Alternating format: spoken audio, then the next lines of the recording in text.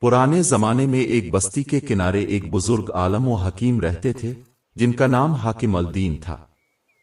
لوگ انہیں استاد بھی کہتے تھے کیونکہ ان کے پاس علم ہی نہیں بلکہ زندگی کے وہ گور بھی تھے جو ہر شخص کو راہ دکھاتے تھے۔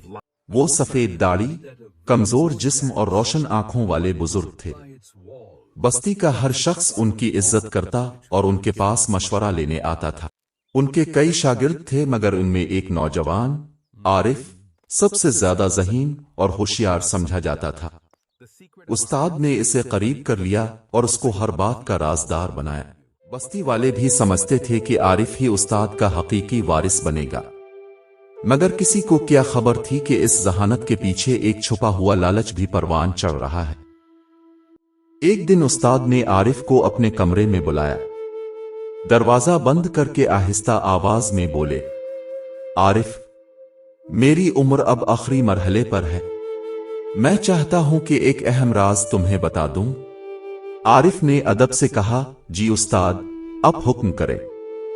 استاد نے کہا، گاؤں کے پرانے مندر کے نیچے ایک خزانہ دفن ہے۔ یہ خزانہ سونے چاندی کا ہے مگر تمہارے لیے نہیں۔ یہ اللہ کی امانت ہے جسے یتیموں، مسکینوں اور ضرورت مندوں پر خرچ کرنا ہے۔ شرط یہ ہے کہ تم اس خزانے کو کبھی اکیلے نہ چھونا ورنہ یہ خزانہ تمہارے لیے قید و وبال بن جائے گا۔ عارف نے ہاں میں سر ہلایا مگر اس کے دل کے اندر طوفان برپا ہو گیا۔ وہ سوچنے لگا، اگر یہ خزانہ میرا ہو جائے تو میں سب سے بڑا امیر بن سکتا ہوں۔ استاد نے تو زندگی گزار دی فقیری میں کیوں ان کی طرح رہوں۔ اسی رات عارف چھپ کر مندر کی طرف گیا۔ آسمان پر بادل چھائے تھے، ہوا میں عجیب سا سناٹا تھا۔ جیسے ہی اس نے زمین کھودی تو نیچے ایک لوہے کا بڑا صندوق نظر آیا۔ صندوق پر ایک پرانا تعویذ بندھا تھا۔ عارف نے جیسے ہی تعویذ توڑا، زمین کانپنے لگی، ہوا رک گئی اور دیواروں سے سرگوشیوں کی آواز آنے لگی۔ وہ چیخنے لگا کہ میری مدد کرو، کوئی ہے، مگر باہر کوئی نہ تھا۔ اگلی صبح استاد کو خبر ملی کہ مندر سے عجیب آوازیں آ رہی ہیں۔ وہ بستی کے لوگوں کو ساتھ لے کر وہاں پہنچے۔ دیوار کے پیچھے سے عارف کی چیخیں سنائی دیں۔ استاد نے بستی کے سامنے اعلان کیا، یہی انجام ہوتا ہے جب شاگرد اپنے استاد کی نصیحت بھلا کر لالچ میں آتا ہے۔